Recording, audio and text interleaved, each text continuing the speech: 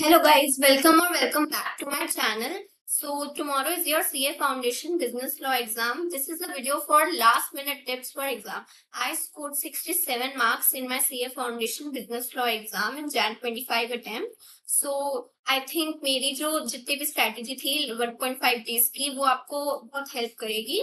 तो पहले तो आप प्रेजेंटेशन पे लॉ में बहुत ध्यान देना. जैसे आंसर फ्रेमिंग अगर आपको पता भी होगी तो पहले आपको प्रोविजंस लिखने हैं. जो भी सेक्शन नंबर आप कोट करने जा रहे हो, अगर सेक्शन नंबर पता हो तभी लिखना, नहीं तो मत लिखना. वैसे तो आई थिंक फाउंडेशन लेवल पे मार्क्स नहीं कटते हैं सेक्शन नंबर गलत लिखने के, बट रिस्क मत लेना. और अगर सेक्शन नंबर में आप श्योर हो तो उसको बॉक्स बना कर आना सेक्शन नंबर पे कि वो आपका हाईलाइट हो. कीवर्ड्स हाईलाइट करना, इस फ्लो में आंसर लिखना. पहले प्रोविजंस, फिर फैक्ट्स ऑफ द केस और एनालिसिस.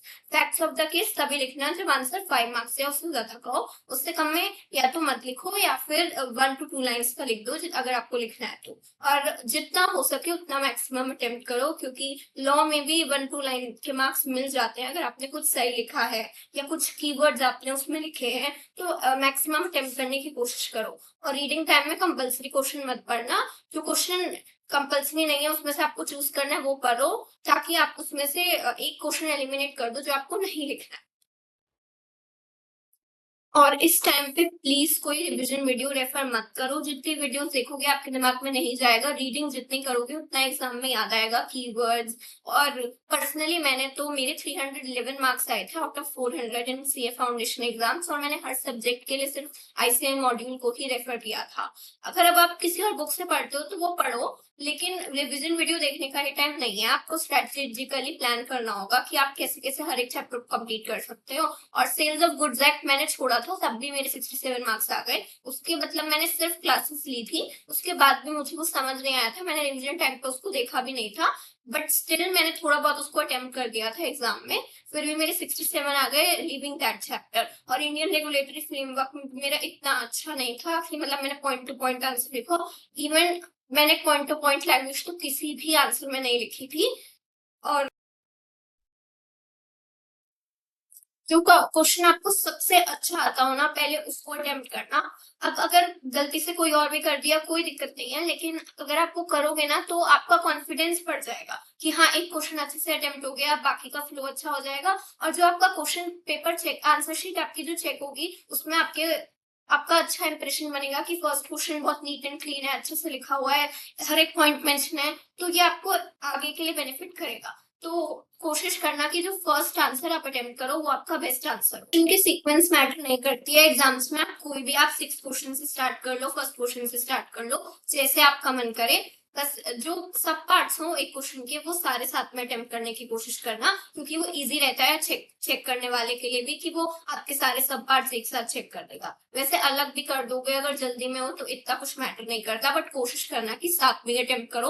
अगर आप अनश्योर हो अभी किसी सब पार्ट के लिए तो उसके लिए स्पेस छोड़ दो, और एंड में अगर वो स्पेस खाली रह जाती है तो बस एक क्रॉस मार के आ जाना कि अभी बिल्कुल भी क्वेश्चन बैंक पर इतनी ज्यादा इंपॉर्टेंस मत दो. जितनी आप मॉड्यूल की रिवीजन या जिस भी बुक से आप पढ़ रहे हो जितनी कॉन्सेप्ट रिवीजन कर सकते हो उतना करो. अभी क्वेश्चन बैंक पर मत जाओ इतना ज्यादा. एंड में एक आध क्वेश्चन देख लो या फिर कुछ एलडीआर क्वेश्चन आपके मार्क हैं तो देख लो, बट अभी ना कॉन्सेप्ट्स पे ज्यादा फोकस करो कि आपको याद आए. क्वेश्चन बैंक तो आप पहले कर चुके होगे, आंसर फॉर्मिंग आपको आती है. नहीं तो मैंने आपको फॉर्मेट बताया है कि पहले प्रोविजन फिर facts of the case analysis. ये परफेक्ट फॉर्मेट है, इसको आपको फुल मार्क्स मिलेंगे.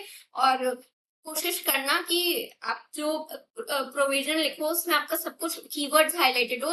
जो क्वेश्चन की रिक्वायरमेंट है उस हिसाब से सेक्शन नंबर आप बॉक्स में डाल देना. ये सब फैक्ट्स जल्दी से लिख देना, 2-3 लाइन्स में, ज्यादा लिखने की जरूरत नहीं है.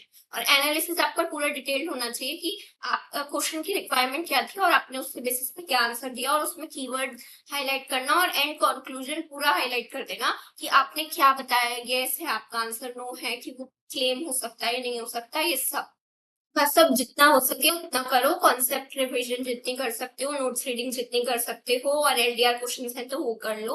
और इंडियन कॉन्ट्रैक्ट एक्ट अच्छे से कर लो, बहुत ज्यादा मार्क्स का आता है एग्जाम में. और उसके साथ साथ एलएलपी भी कर लो, इजी सा चैप्टर है, अच्छे से कर लो. बाकी at the end guys, trust your preparation. आपने बहुत महीने बहुत मेहनत करी, इस 1.5 डेज में भी आपने बहुत मेहनत करी है। ट्रस्ट द प्रोसेस, अकाउंट्स को भूल जाओ, लॉ में अच्छे से मेहनत करो और एम करो आपकी एग्जामिशन आए।